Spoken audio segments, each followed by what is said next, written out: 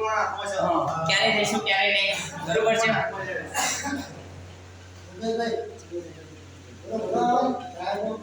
ચાલો ધન્યવાદ સાહેબનો ખૂબ ખૂબ આભાર માની આવે.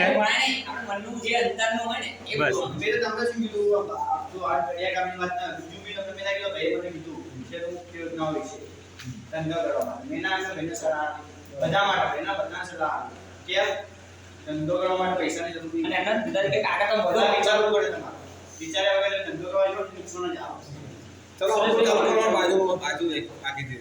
બોલો સુરેશજી.